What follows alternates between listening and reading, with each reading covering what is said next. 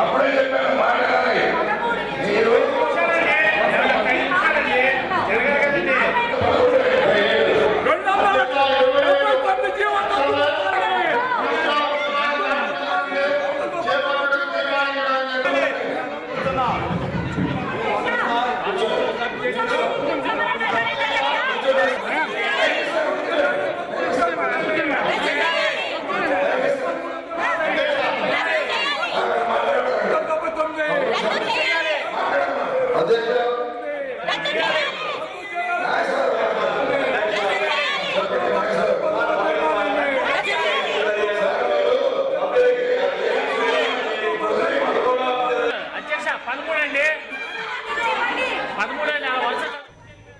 Vijayawada municipal corporation సమావేశం రసభాసగా మారింది.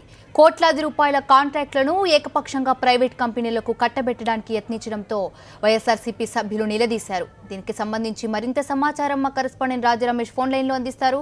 Good evening రాజరమేష్, చెప్పండి. వైఎస్ఆర్ సభ్యులు వాకౌట్ చేసినట్టు తెలుస్తుంది. దీనికి సంబంధించి మీ దగ్గర పూర్తి సమాచారం ఏంటి Rajaramesh? Good evening Vishita. Vijayawada municipal corporation సంబంధించిన కౌన్సిల్ సమావేశంలో అధికార తెలుగుదేశం పార్టీ ఏకపక్షంగా ఎటువంటి చర్చ లేకుండా కోట్లాది రూపాయలకు సంబంధించిన కాంట్రాక్టర్లను ప్రైవేటు కంపెనీలకు కట్టబెట్టేందుకు తాను ప్రయత్నం చేసింది. దీనిని వ్యతిరేకిస్తూ ఒకసారిగా వైఎస్ఆర్ కాంగ్రెస్ పార్టీ సభ్యులందరూ కూడా మేయర్ ని నిలదీశారు. మేయర్ కోనేరు శ్రీధర్ ఏకపక్షంగా ఎలా చర్చ లేకుండా ఈ అంశాలన్నింటినీ కూడా ఆమోదిస్తున్నట్టుగా ప్రకటిస్తారంటూ ప్రశ్నించేసరికి దాన్ని వ్యతిరేకిస్తూ తెలుగుదేశం పార్టీ సభ్యులు ఎవరైతే కార్పొరేటర్లు ఉన్నారో వారందరూ కూడా ఏకపక్షంగా మేము దీన్ని ఆమోదిస్తున్నామని అంటూ ముందుకు వచ్చారు. దీంతో అటు వైఎస్ఆర్ కాంగ్రెస్ పార్టీకి సంబంధించిన కార్పొరేటర్లకు ఇటు తెలుగుదేశం పార్టీ కార్పొరేటర్లకు మధ్య వాగ్వివాదం జరిగింది.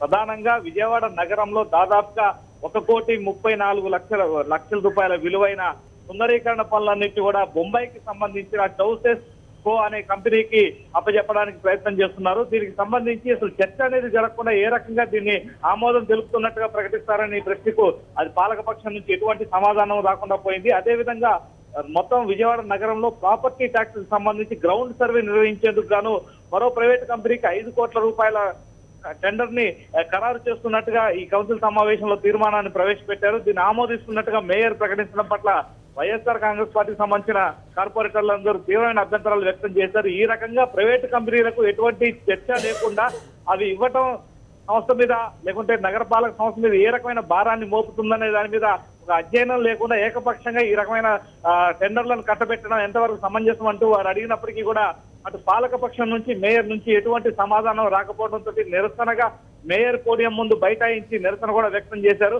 అయినప్పటికీ కూడా పాలకపక్షం నుంచి ఎటువంటి దాని మీద సమాధానం వివరణ ఇచ్చే ప్రయత్నం కూడా చేయకపోవడంతో సమావేశం పూర్తిగా గందరగోళంగా మారింది. ఇటువంటి గందరగోళమైన పరిస్థితుల్లో ఇటువంటి తప్పుడు విధానాలకు మేము మద్దతుగా సాక్షిభూతంగా ఉండటానికి ఇష్టపడట్లేదు అని అంటూ వైఎస్ఆర్సీపీకి సంబంధించిన కార్పొరేటర్లు ఆ సభను కౌన్సిల్ బైకాట్ చేసి బయటికి వెళ్ళడం జరిగింది. Thank you Rajaramesh, thanks for the updates.